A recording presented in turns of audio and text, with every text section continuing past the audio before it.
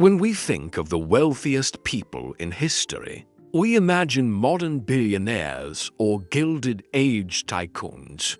We are wrong. The richest human being to have ever lived was a 14th century West African emperor whose fortune was so vast. It is simply described today as incomprehensible. His name was Mansa Musa. In 1324, he embarked on a pilgrimage to Mecca, a journey of such legendary extravagance that his generosity broke the economy of the entire Mediterranean. He didn't just spend gold. He unleashed a torrent of it that devalued the precious metal for more than a decade. This is the incredible true story of the most spectacular journey in human history.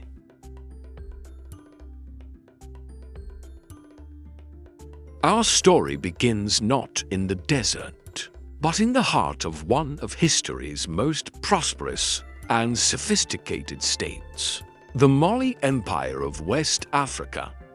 At its zenith in the 14th century, the empire was larger than all of Western Europe, a center of immense wealth, stability, and learning.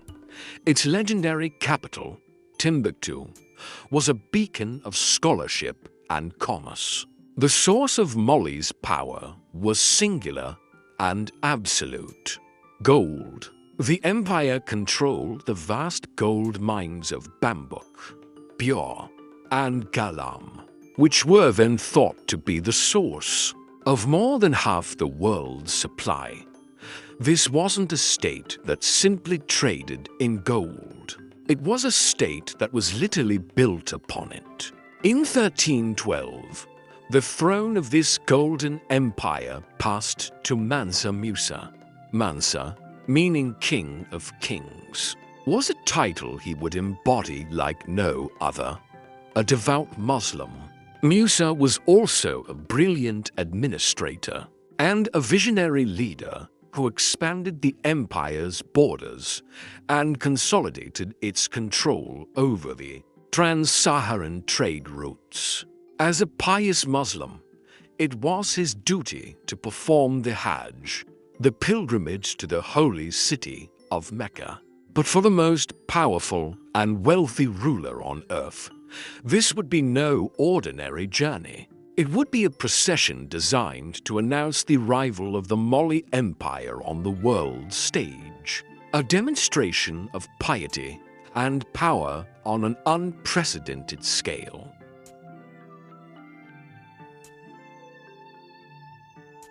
In 1324, Mansa Musa set out from his capital. The scale of his caravan is difficult to comprehend.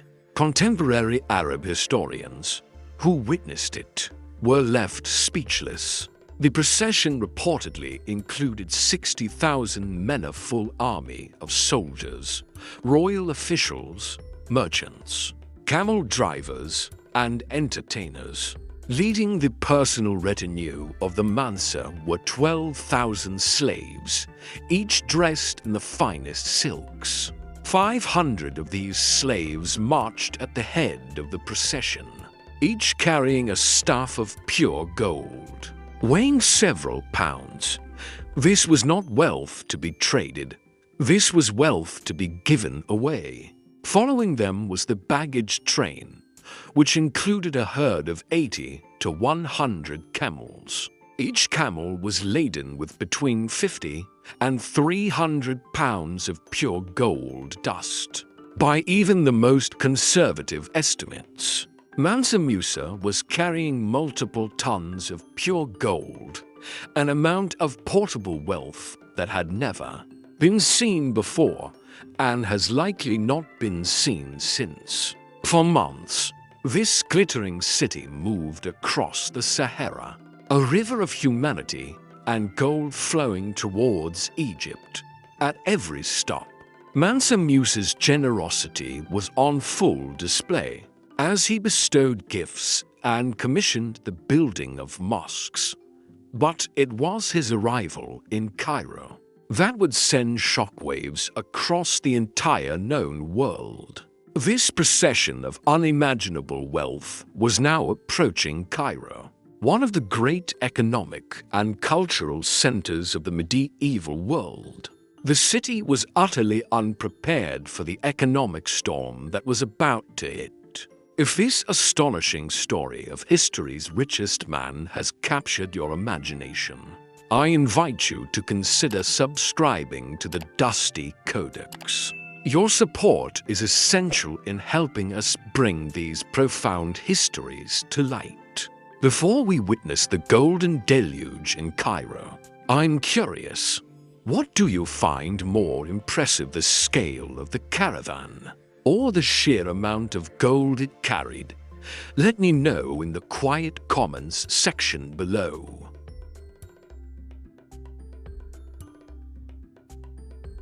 When Mansa Musa arrived in Cairo, then under the rule of the Mamluk Sultan al-Nasser Muhammad, the city was dumbfounded. The sheer scale and opulence of his caravan were unlike anything the cosmopolitan Cairenes had ever seen. The Sultan, initially expecting a rival, was so impressed that he offered Mansa Musa his palace to stay in. For the 3 months he stayed in Cairo, Mansa Musa spent and gave away gold on a colossal scale. He bestowed fortunes upon government officials, scholars, and the poor. He purchased goods at any price, flooding the markets with Malian gold. His generosity was so immense, his spending so profligate, that he fundamentally altered the city's economy by introducing so much pure gold into a mature market. Mansa Musa single-handedly triggered mass inflation. The value of gold plummeted. According to the Arab historian Al-Umari, the price of gold in the region was still depressed more than a decade after Musa's visit. He had given away so much wealth that he had, in effect, destroyed it.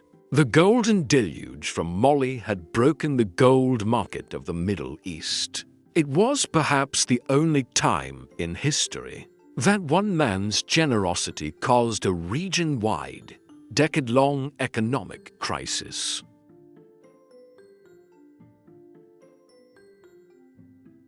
Having left Cairo in economic turmoil, Mansa Musa continued to Mecca and Medina, where he fulfilled his religious duties as a pilgrim.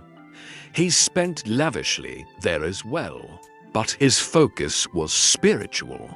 The journey profoundly deepened his faith and his connection to the wider Islamic world. The irony of his journey became apparent on his way back. Having given away virtually all of the gold he brought with him, Mansa Musa's caravan ran out of money. The man who had single-handedly broken the gold market had to borrow vast sums of money from Cairo's merchants at exorbitant interest rates just to finance his return journey to Mali.